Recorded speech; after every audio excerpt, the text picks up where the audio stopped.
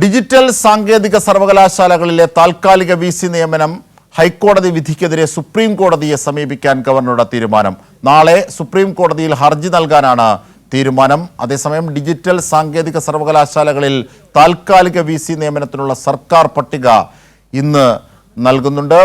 ഓരോ സർവകലാശാലയ്ക്കും പ്രത്യേകമായുള്ള പട്ടികയാണ് ചാൻസലർ കൂടിയായ ഗവർണർക്ക് സർക്കാർ നൽകുക. വിവരങ്ങളുമായി ഷീജ ചേരുന്നു. ഷീജ, വീണ്ടും ഉന്നത വിദ്യാഭ്യാസ രംഗത്തെ പ്രതിസന്ധിയിലാക്കാനുള്ള ഒരു നീക്കം കോടതിയെ സമീപിച്ചുകൊണ്ടാണ് ഗവർണർ നടത്തുന്നത്. ഇന്നലെ ഹൈക്കോടതിയിലേറ്റ കനത്ത തിരിച്ചടിക്ക് പിന്നാലെ പക്ഷേ ഹൈക്കോടതിയുടെ വിധിയുടെ അടിസ്ഥാനത്തിലുള്ള നടപടിക്രമങ്ങൾ വിസിമാരെ നിയമിക്കുന്നതിലുള്ള 3 അംഗ പട്ടികകൾ പ്രത്യേകം സമർപ്പിക്കാൻ സർക്കാർ തയ്യാറായി കഴിഞ്ഞു അല്ലേ? എന്തൊക്കെയാണ് വിവരങ്ങൾ?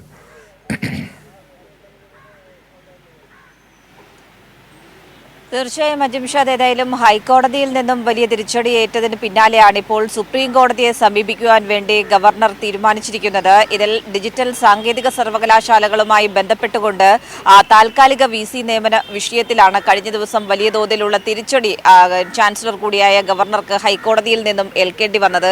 ഇതുമായി ബന്ധപ്പെട്ടുകൊണ്ട് വിധിയിൽ അവ്യക്തതയുണ്ട്, ആ അവ്യക്തത നീക്കണം എന്നാവശ്യപ്പെട്ടാണ് ഇപ്പോൾ അപ്പീൽ നൽകുവാൻ വേണ്ടിയിട്ടുള്ളൊരു തീരുമാനം രാജ്ഭവൻ എടുത്തിരിക്കുന്നത് എന്നുള്ളതാണ് മനസ്സിലാക്കാൻ സാധിക്കുന്നത്. ഏതായാലും നാളെ തന്നെ, എത്രയും വേഗത്തിൽ നാളെ തന്നെ ഈ ഒരു അപ്പീൽ ഹർജി നൽകുക എന്നുള്ളൊരു തീരുമാനമാണ് ഇപ്പോൾ രാജ്ഭവൻ സ്വീകരിച്ചിരിക്കുന്നത്. പ്രത്യേകിച്ചും ഇന്നിപ്പോൾ സംസ്ഥാന സർക്കാർ ഈ 2 സർവകലാശാലകളിലേക്കും, ഡിജിറ്റൽ സർവകലാശാലയിലേക്കും സാങ്കേതിക സർവകലാശാലയിലേക്കും പ്രത്യേകമായിട്ടുള്ള പട്ടിക, താൽക്കാലിക വിസി നിയമനത്തിനുള്ള സർക്കാരിന്റെ പട്ടിക നൽകാനിരിക്കെയാണ് ധൃതി പിടിച്ചുള്ളൊരു നീക്കം രാജ്ഭവനിൽ നിന്നും ഇത്തരത്തിൽ ഉണ്ടായിരിക്കുന്നത് എന്നുള്ളതും എടുത്തു പറയേണ്ടതാണ്. അതായത് സർക്കാർ നൽകുന്ന പട്ടികയിൽ നിന്നുള്ള വ്യക്തിയെ അടിയന്തരമായി നിയമിക്കേണ്ടി വരും. ആ തീരുമാനം എടുക്കുന്നതിന് മുൻപ് ഇത് വീണ്ടും നിയമപരമായ രീതിയിൽ ഏത് രീതിയിൽ പ്രതിരോധിക്കാൻ സാധിക്കും എന്നുള്ളൊരു നിലപാടാണ് പ്രധാനമായും നിലവിലിപ്പോൾ രാജ്ഭവൻ പരിശോധിക്കുന്നത്. ഇതുമായി ബന്ധപ്പെട്ടുള്ള നിയമവശങ്ങളടക്കം പരിശോധിച്ചാണ് ഇപ്പോൾ സുപ്രീം കോടതിയെ സമീപിക്കാൻ തീരുമാനിച്ചിരിക്കുന്നത് എന്നുള്ളതാണ് വ്യക്തമാകുന്നത്. ഏതായാലും സംസ്ഥാന സർക്കാർ സർക്കാരിൻ്റെതായിട്ടുള്ള നിലപാടുമായി മുന്നോട്ട് പോകുകയാണ്.